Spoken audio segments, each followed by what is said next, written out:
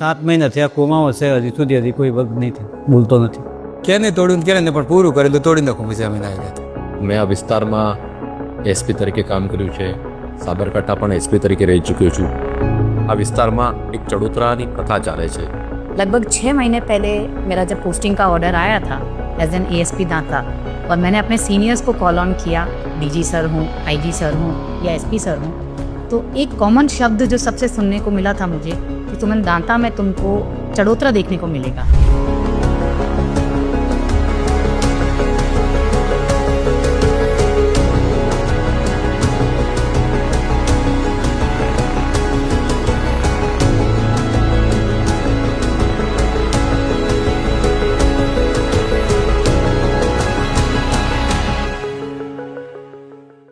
ચડોતરું એટલે એક પ્રકારની ઇન્ફોર્મલ જસ્ટિસ સિસ્ટમ છે.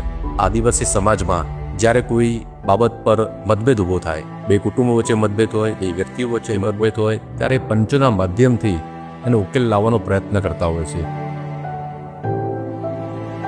ट्राइबल्स में कोई भी डिस्प्यूट होता है तो पंच इकट्ठा होते हैं, उस प्रॉब्लम को सॉल्व करने की कोशिश करते हैं. पंच सॉल्व नहीं कर पाते हैं इशू, तो ये चड़ोतरा एक वॉयलेंट फॉर्म भी ले लेता है, जिसमें सारे एक कम्युनिटी के लोग दूसरे कम्युनिटी को अटैक करने की कोशिश करते हैं, उनके घर जलाने की कोशिश करते हैं, उनकी क्रॉप्स जो होती हैं उसको नुकसान पहुंचाने की कोशिश करते हैं.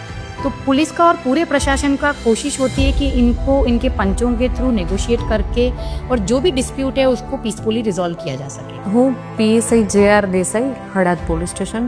સને 2014માં હળાદ પોલીસ સ્ટેશન વિસ્તારમાં મોટા વિપોદરા ગામ ખાતે એક ખૂનનો બનાવ બને છે, જેમાં એક જ સમુદાયના લોકો કુદરવી પરિવાર અને ડાબી પરિવાર વચ્ચે ચડોતરાનો બનાવ બને છે. જે બાબતે કુદરવી પરિવાર હોય છે તે પોતાનું ગામ છોડીને ચાલ્યા જાય છે ત્યાંથી. મારું નામ અલકાબેન છે. હું સુમનબેનના ત્યાં રસોઈ બનાવું છું. તો સુમનબેને મને એક વખત પૂછ્યું કે તારું સસુરાલ ક્યાં છે? તો મેં કહ્યું મારું સસુરાલ મેં જોયું જ નથી ક્યારે. મારા સસુરાલવાળા હીરા ઘસે છે સુરતમાં. 15 સાલ પહેલે અમારા ગામમાં કોઈક ચડોતરું થયું હતું એટલે બધા બહાર ભાગી ગયા હતા. બીક આવે એટલે જવું તો પડે જ, એમ જતા રહ્યા. કોઈ મહેનત મજૂરી કરવી પડી, કડિયા કામ કરવું પડ્યું. તકા સુરતમાં તબીલામાં પણ રહ્યા, જે તે સુરતમાં મજૂરી મળે એ મજૂરી કરવી પડી.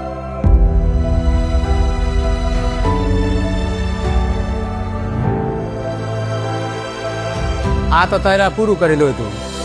એના પાછળ ટૂટું અમારા પપ્પા મરી ગયા કે હું 12મું કરવા આવ્યા કે જીગર કરીને જગડ્યું હતું. પછી 12મું કરીને ગયા ને એના છેડી તોડી નાખ્યું હતું. કે નહીં તોડ્યું કે ને પણ પૂરું કરેલું તોડી નાખ્યું પછી અમે.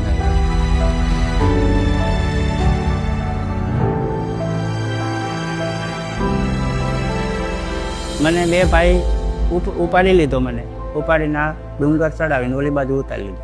હવે સાહેબ આ તો મારને બીકે તો ભાગું.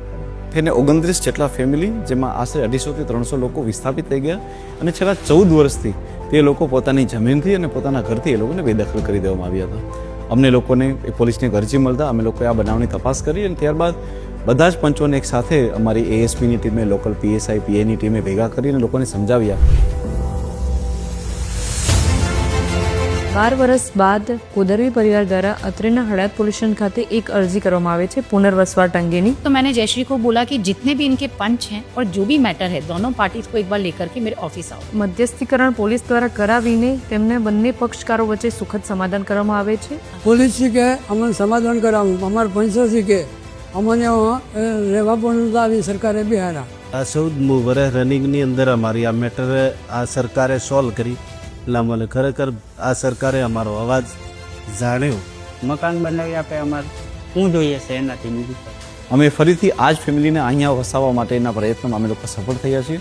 આજે અમે એ લોકોને અહીંયા સરકારના માધ્યમથી અને સાથે સાથે એનજીઓના માધ્યમથી એ લોકોને ઘર, હેન્ડપંપ અને ઇલેક્ટ્રિસિટી પણ મળી રહે અને સાથે સાથે બાળકોને એજ્યુકેશન મળી રહે અને તમામ ગરીબ આદિવાસી લોકો પોતાની જમીન ઉપર ખેતી કરી શકે, ખેડાણ કરી શકે, પોતાના પશુપાલકોની માધ્યમથી એ લોકો ગુજરાન ચલાવી શકે. એ પરિસ્થિતિમાં ફરીથી અમે આ લોકોને અહીંયા આજે પુનઃસ્થાપિત કરી રહ્યા છીએ.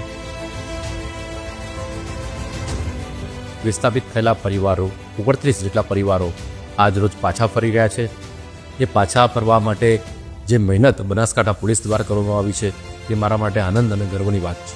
એસપી બનાસકાંઠા, એએસપી દાંતા અને પીએસઆઈ હળાદ દ્વારા પંચોને બોલાવી, પંચો જોડે બંને પક્ષોને બેસાડી એક વ્યવસ્થિત સમાધાન કરવામાં આવ્યું, જેના કારણે આ 300 જેટલા લોકો આજે ગામમાં પરત ફરી રહ્યા છે.